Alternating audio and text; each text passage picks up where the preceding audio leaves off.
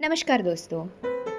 तुम देना साथ मेरा सीरियल के आज के एपिसोड में आप ये देखेंगे कि आरू को विवान बाहर बुलाता है और वो गाड़ी में बैठती है। तब पूछने लगता है कि तुमने रोहन को ऐसे क्यों बोला कि मैं और एक मौका देना चाहता हूँ तुम्हें। तुम सच बोलो, तुम मेरे साथ कुछ बोल रहे हो और वहाँ पे कुछ और बोल रहे हो। तुम्हारा ये डबल गेम मुझे समझ में आ रहा है और मुझे ऐसी लड़कियों के साथ रिश्ता रखना मंजूर नहीं है।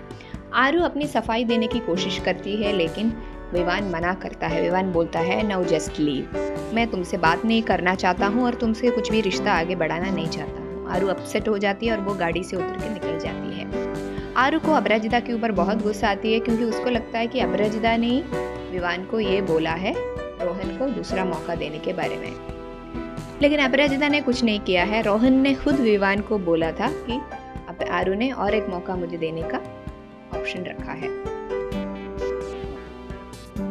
रक्षित की माँ का मूड ऑफ हो जाता है क्योंकि रक्षित बार बार अपू अपू बोलते रहते हैं और उसको ही सपोर्ट करते रहते हैं। रक्षित के माँ के कहने पे वो उसको ऑफिस से निकालने के लिए भी तैयार नहीं है। ये सब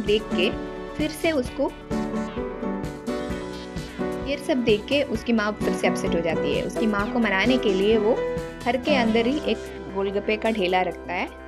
तभी उसकी माँ बोलती है ये सब करने से मेरा मन नहीं बहलेगा और तुम्हें मुझे प्रॉमिस करना पड़ेगा कि मेरे परमिशन के बिना तुम अपराजिता को इस घर के अंदर लेके नहीं आएंगे। तभी रक्षित थोड़ा सोचता है, फिर प्रॉमिस करता है कि हाँ, मैं आपके परमिशन के बिना अपराजिता को इस घर में लेके नहीं आएंगे और एक प्रॉमिस करता हूँ कि आप जल्द से जल्द अपराजिता से सारे गिले शिकवे हटा के प्यार करने लगेंगे। तभी रक्षित की माँ बोलती है ऐसे कभी नहीं होगा, वो शायद हो सकता है मेरे मौत के बाद। ये बोल के वहाँ से चली जाती है।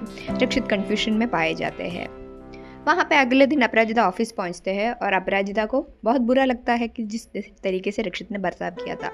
अपराजिता की माँ स्ट्रिक्टली रक्षित को बोलते हैं कि तुम जैसे CEO है वैसे ही बन के रहो, जैसे तुम जितना स्ट्रिक्ट होंगे उतना धीरे धीरे अपराजिता तुम्हारे पास आते रहेंगे और तुमसे प्यार करने रहेंगे। वो एक्चुअली तुमसे प्यार करना शुरू कर लिया है लेकिन उसको खुद नहीं मालूम है कि वो तुमसे प्यार करने लगे हैं।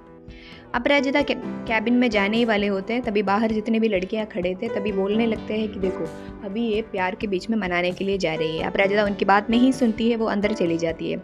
जैसे ही अंदर चली जाती है अपराजिता के माँ के प्लानिंग के हिसाब से वो एक दूसरी लड़की से बात कर रहे होते हैं, लेकिन वो लड़की और कोई नहीं बल्कि रक्षित का सेक्रेटरी है। वो आदमी लड़की के आवाज़ में बात कर रहे होते हैं। वो एक स्कूलमेट लड़की से बात करने की तरह बात करते हैं और अपराजिता को ऐसे लगता है कि इसको कोई मिल गया है, दूसरी गर्लफ्रेंड टाइप। वो कमरे से निकलने वाली होती है, तभी रक्षित बोलता है तुम इधर क्या कर रहे हो। तभी अपराजिता बोलते हैं सॉरी मैं आपको डिस्टर्ब करने के लिए। तभी रक्षित बोलता है हाँ मेरी स्कूल की फ्रेंड थी और वो हम आगे मिलने के लिए सोच रहे थे, तुम सारा प्लान चौपट कर दी। अपराजिता को बुरा लगता है और वो पूछती है कि मैं भी तो दोस्ती हूँ। तभी रक्षित बोलता है हाँ दोस्ती तो दोस्त थी, अभी नहीं, क्योंकि हमने तो रिश्ता तोड़ दिया था। दोस्ती का रिश्ता एक तरफा नहीं होता है, दो तरफा होना चाहिए, इसलिए मैंने भी वो तोड़ दिया था। अपराजिता को ये सुन के बुरा लगता है।